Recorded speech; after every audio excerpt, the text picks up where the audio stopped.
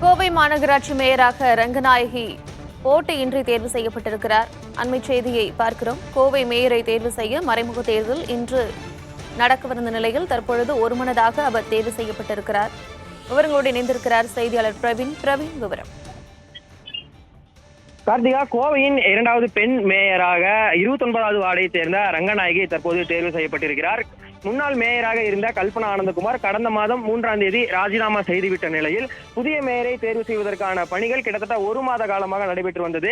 இந்த நிலையில் கடந்த மாத இறுதியில் பார்த்தோம் என்றால் மேயர் பதவி காலியாக இருப்பதாக மாமன்றத்தில் சிறப்பு கூட்டம் நடத்தப்பட்டு காலியாக இருக்கும் மேயர் பதவி குறித்து மாவட்ட நிர்வாகத்துக்கு தெரிவிக்கப்பட்டு தேர்தல் ஆணையத்திற்கு அறிவிக்கப்பட்டது. இந்த நிலையில் இன்று மறைமுக தேர்தல் நடைபெறும் என அறிவிக்கப்பட்டிருந்த சூழலில் மேயர் வேட்பாளராக யார் இருப்பார் என்பது குறித்து கடந்த ஒரு மாத காலமாக பல்வேறு சலசலப்புகள் சர்ச்சைகள் எழுந்து வந்தன. இந்த நிலையில் நேற்று மேயர் வேட்பாளராக திமுக சார்பில் பார்த்தோம் என்றால் 29வது வார்டு கவுன்சிலர் ரங்கநாயகி அறிவிக்கப்பட்டிருந்தார். இந்த நிலையில் இன்று காலை 11 மணி வரை வேட்புமனு தாக்கலுக்கான நேரம் என்பது ஒதுக்கப்பட்டிருந்த நிலையில் 11 மணிக்கு மேல் வரை இதுவரை யாரும் அவரை தவிர வேட்புமனு தாக்கல் செய்யாத சூழலில் அவர் ஒருமனதாக போட்டியின்றி தற்போது தேர்வு செய்யப்பட்டிருக்கிறார்.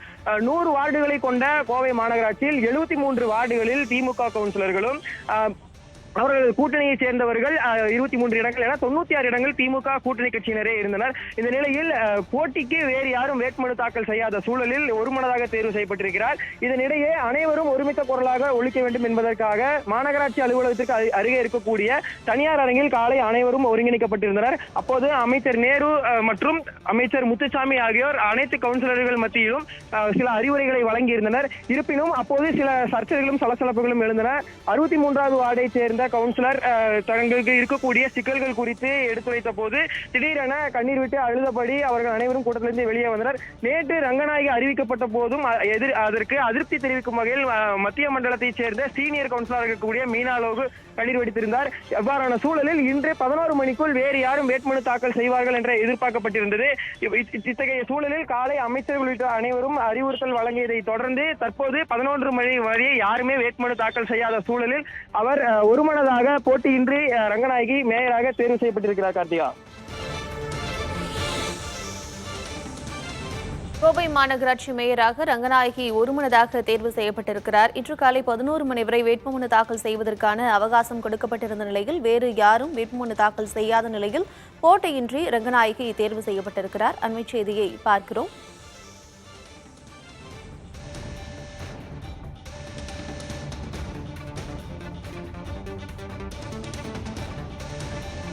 கோவை மாநகராட்சியில் மொத்தம் 100 வார்டுகள் இருக்கக்கூடிய நிலையில் இந்த தேர்தல் நடைபெற்றிருக்கிறது. இதில் 96 இடங்களில் திமுக இருக்கிறது. இந்நிலையில் கோவை மாநகராட்சி மேயராக ரங்கநாயகி ஒருமனதாக போட்டியின்றி தேர்வு செய்யப்பட்டிருக்கிறார்.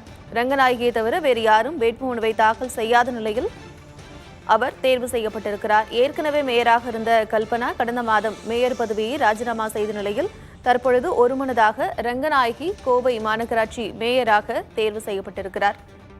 அண்மை செய்தியை பார்த்து வருகிறோம்.